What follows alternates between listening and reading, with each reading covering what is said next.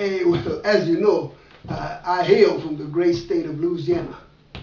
Yeah, from a small town called Eunice. See, growing up on the farm, Roy Rogers was my favorite cowboy. And my dear father, he bought a horse that looked like Trigger, and I had to break him in. In breaking a horse in, you have to teach him what it feels like to be rode, what it feels like to have a person on his back. And sometimes that involves getting on the horse, getting bucked off, and getting back on the horse. Well, my father took me out to the field to break Trigger. That horse would let me settle on in, then buck and throw me off, and sometimes I wind up in muddy ditches. And every time that the horse would buck me off, I could hear my father's voice in the background. Get back on it, boy. Get back on it. At 16, I got a job on a fishing boat in a city called Cameron, Louisiana. And on our very first night out, we were in the middle of the Gulf of Mexico when we were hit by a huge storm. You know how neat I am, so in turn, I felt seasick, so I didn't want to mess up our sleeping quarters. So I went up to the top deck, and bam! Man, I got hit by a huge wave and knocked down on the deck and rolled over on the edge of the fishing boat and grabbed a hold of one of the vertical bars. Man, I was hanging on for dear life as I looked down at the dark, swirling waters. You know, can you imagine this? Our boat got thrown up 15 feet in one direction, 20 feet in the opposite direction, up and down. Man, at 16, I thought to myself, this is it. I'm going to drown for sure. That's when I heard my father's voice coming out of that deep, dark, angry ocean, saying, son, get back on it. Get back on it. Some fishermen had to come up topside to save me. In fact, they had to pry my hands loose in order to carry me back down below. You know, when I finished my Gulf of Mexico boat fishing job and went back to my hometown of Eunice, I found out that one of my best buddies, J.L. Pete, had drowned in one of our favorite swimming holes, our famous dynamite hole.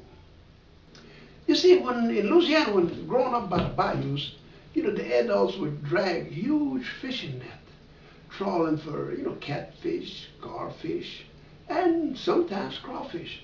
You know, while we little kids, man, we would swim from behind and dive down below and unhook the nets whatever got hooked under the debris at the bottom of the bayou.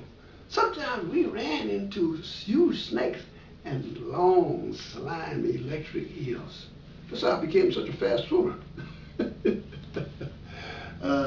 Well, you know, then after that, we just swum everywhere. We swam in the bayous, the rice field, and two large holes carved out by a dynamite explosion. Well, that's how they got the name a dynamite hole. Well, after being in my hometown for a while, you know, I was telling myself that if I would have been there, my buddy G.L. would have never drowned. Well, my father saw me talking about J.L. and he pulled me off to the side in a rather quiet manner. And he said, son, get back on it. Well, after that, we just couldn't swim the dynamite hole anymore. And this was 1956, so you know we couldn't swim in the white pool. So my hometown built we blacks our very own swimming pool. Well, in 1958, we found out that the white lifeguards at the white pool make $125 a month, while we black lifeguards are making $100 a month. So my lifeguard buddies, Luton, Papa, and myself, put our little heads together and decided we were going to go talk to the mayor. We walked on the mayor's porch, rang the doorbell. The mayor came out and said, can I help you boys? Well, I told the mayor about the $25 pay difference.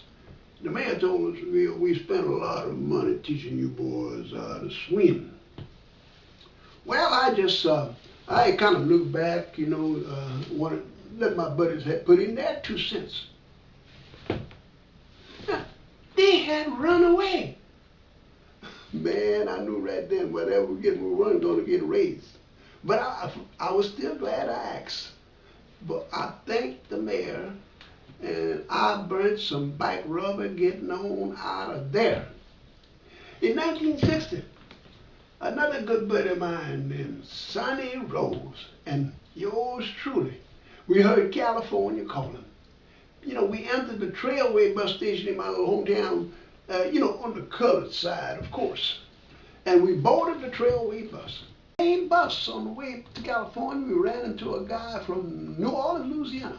And he had friends in Los Angeles who helped us find a place to stay and a job in construction. Boy, God is good. We could have been homeless, you know. And so on my very first night out, a day off rather, I went to my first integrated swimming pool. Now, I climbed on the highest diving platform. And I thought about my father and said, I'm on it, Pops, I'm on it. Well, anyway, I evaluated my income coming in and started thinking possibly the military might have been my only option. So I went to the Air Force, and they had a 6-month waiting list, so my income couldn't last that long. So I thought about the Army, but the Army, they drafted folks, and just about anybody can go in there. And I said, well, maybe I'll go to the Navy and see the world. But then I remembered hanging on that fishing boat in the Gulf of Mexico and said, no way. I kind of looked at my skinny body then, and I said to myself, Marine Corps, here I come. In the Marine Corps, man, I learned, I saw a drill instructor out there at Camp Pendleton, breaking wood and brick with his bare hands and feet. I learned about brotherhood. And in fact, I learned also that one screw-up could have the whole platoon running around in mud, sand, and water. In one particular instance, we were running drills in the middle of the night, and Marines were falling out right and left.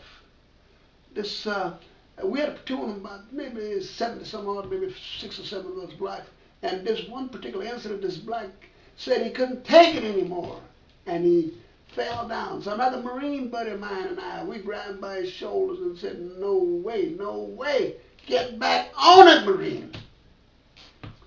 Well, I was assigned to artillery and learned how to operate the 105 howitzer. I was given an honorable discharge just before that darn Vietnam War blew wide open. So a Marine buddy of mine, who happened to be a white dude, he helped me find a job at a carpet manufacturing company. So I asked my buddy, I said, how much you making? He told me $1.65. So he asked me how much I was making. So I told him $1.50. So I guess things hadn't changed. You remember Sonny Rose? Well, Sonny had a brother named Bootsy Rose who had joined the Marine Corps and gone to Vietnam.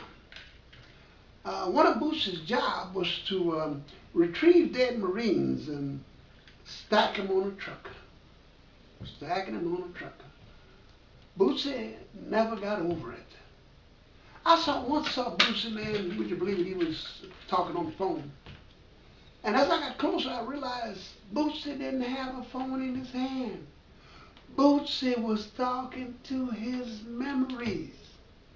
Bootsy and I would sometimes sit around and talk about lost love, about job, and about that Vietnam. Bootsy would get overwhelmed sometimes, and I would grab Bootsy by the arm and raise his arm up and tell him, Marine, get back on it. Bootsy lost his life to his best friend, Jack Daniel.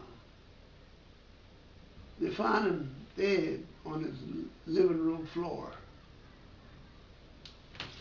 Bootsy really never left Vietnam.